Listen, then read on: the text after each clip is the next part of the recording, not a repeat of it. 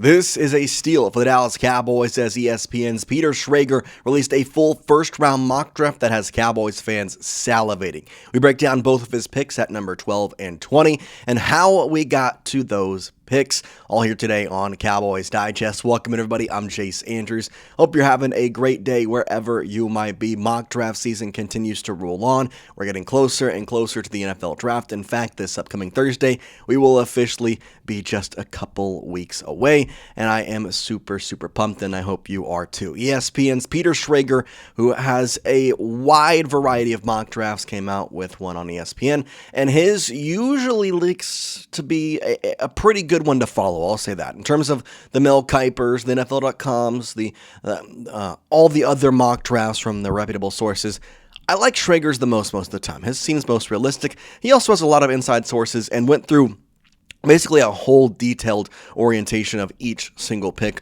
on a show. So I believe he kind of backs up his picks more than other people. And with that, here are the first 11 picks ahead of the Dallas Cowboys. Fernando Mendoza goes 1, David Bailey goes 2, Arvell Reese goes 3. Then it's a combo of Jeremiah Love, Francis Moangai, Spencer Furneaux, and then you get Sonny Styles, Ruben Bain, Jordan Tyson with the 7, 8, and 9. Manzoor Lane and Carnell Tate are there at picks 10 and 11, which of course leaves the perfect pick for the Dallas Cowboys at pick number 12. Before I tell you who that perfect pick is, make sure you get your perfect pick on Prize Picks. Prize Picks is America's #1 sports picks app, and it's the best way to get in on the action. We've got some picks later on in a Dallas format. I've got some picks for the Rangers game tonight and the picks for some Mavs games tonight, or for the Mavs game tonight, so make sure you stick around and follow me on that. $20 on Prize Picks with the ones I'm going to get you is going to get you $120. Again, click the link in the description and use code DIGEST to let them know we sent you. It really does help out the channel. Obviously, the pick that the Cowboys made at number 12 is safety Caleb Downs out of Ohio State. Now, I continuously will say this just because I think it's a prevalent point. As soon as the season is over, if you would have asked me what my #1 pick would have been for the Cowboys, I would have told you Caleb Downs. I think that he is a phenomenal athlete. I think he's probably the best prospect on the board, but he plays a safety position that is not really highly valued in the NFL. And alongside him, the Cowboys have made some moves here in terms of fixing up their defense, especially in the secondary, getting Jalen Thomson and PJ Locke. So this would be a third safety added in one offseason, but I think with the way the secondary looked last year, that's not necessarily a bad thing to have. Given Christian Parker, his history with defensive backs, knowing and coach that in Philadelphia, I would not be shocked at all if he goes safety at number 12 if Manzoor Lane is not there and Dylan Thieneman or Caleb Downs is available at pick number 12. Now, in terms of what Peter Schrager said about Caleb Downs, we go to his quote. Buckeyes defensive coordinator Matt Patricia told me on the Schrager Hour that Downs will be the smartest player on whichever team drafts him and should be a face of the franchise. The Cowboys need that on defense, even if safety isn't valued the same as pass rusher or cornerback. And I have to agree, because although he has a point, the safeties are never going to be valued as high as the cornerbacks or as the edge rushers or even the linebackers to some extent, of course. It still makes a point when your secondary is as bad as it was for the Dallas Cowboys, and you have a chance to get a guy with an 80 production score, a 76 athleticism score, and a total of 84 on the Combine SAF rank. Now, again, not a lot of stats to record, didn't do really anything at the Combine, but 6 foot, 206, arms and hands are in a good length, not really much that we can kind of go off of Caleb Downs. There was that slight concern with his knee. I have chalked that up to just be some draft rumors, and a couple of pretty reputable sources, Adam Schefter, all kind of throw that in there.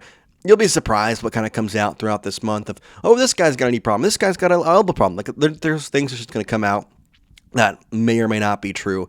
That's why you as a team have to do your due diligence. And for the Cowboys, I just think it makes the most sense to go out there and make this move. Now, as for what Peter Schrager said and why the Cowboys would make the move, not just off of Caleb Downs, he says this. Downs could team up with Jalen Thomson and Malik Hooker on the back end and help curtail the big plays that hurt Dallas last season. He gave up, again, Cowboys were the worst at this, give up 54 plays of 25-plus yards. Can't happen this year. And if he's on the board, he would be a steal at number 12. And that's what I continue to look and go back to his first 11 picks here. If you get to pick number 8 and Ruben Bain, Mansour Lane, and Caleb Downs are still on the board, you are in a very good selection spot because the options for Kansas City and for the Dolphins are more leaning towards offensively minded teams and for offensively minded drafts. That being said, I don't know that we can be like, oh yeah, we're at 8 and there's still guys we want, we're good. There's 4 picks in between that. I do think that there is a really good shot that the Cowboys come out of here with a top-tier talent. And for Caleb Downs, he is that top-tier talent. You go to his underlying statistics with PFF this past season with the Buckeyes, 83.9 in the overall grade, a majority of that 83 coming from his coverage grade. His run defense grade, pretty solid as well. Not too worried about that. Pass rushing grade, I could give little care about that one. He ranks 37th in his coverage grade and 38th overall in terms of his PFF score. There's over 900 safeties in college football, so the fact that he's top 40 tells you a lot about what this player brings. And the praises that not only Matt Patricia says, obviously from Peter Schrager, but the entire Buckeyes defensive staff have spoke about Caleb Downs. You know he is a generational guy, and if he's there at 12, I just don't think you can pass him up. On top of which, at pick number 12, especially with the situation you might be in, it might be a point where Caleb Downs is the obvious pick. Forget Steele, forget the choice that you make. It's the obvious one because at that point, Mansour Lane's gone. The linebacker choice of Styles and Arvell Reese are gone. Ultimately, it just makes the most sense. Now, this being said, there have been mock drafts where Sonny Styles has fallen to pick number 12. There's been mock drafts where Ruben Bain has fallen to pick number 12. So I'm going to ask you the question here today. What would be the dream pick at number 12? I'm not going to put in any unrealistic options like Arvell Reese or any of that sort of thing, but I think there is a slight chance for all of these guys to be available at pick number 12, and I want you to let me know what your thought process would be. M for Mansour Lane, C for Caleb Downs, S for Sonny Styles, or R for Ruben Bain. Who's the dream pick that you have for the Dallas Cowboys at number 12 in this upcoming 2026 NFL Draft? Let me know your thoughts down in the comments section. Obviously, all of these guys defensive players because that's what the Cowboys are going to focus on, and I think they would be dumb to not select a defensive player in the number 12 overall pick unless something crazy happens in the middle of the first round. As for me, Sonny Styles is the best pick just because of the situation with your defensive depth chart, knowing that the inside linebacker room is struggling, and that's maybe putting it lightly. That being said, I do like Mansour Lane, and I do like Caleb Downs. I'm a little hesitant on any edge rusher just because I like our defensive line. I like our outside linebackers, and it just, to me, doesn't feel like a priority. That being said, if Ruben Bain is there and Delane, Styles, and Downs are gone, then yeah, of course. I mean, this guy was projected to be a top 5 pick not a month ago, and all of a sudden is landing there at 12.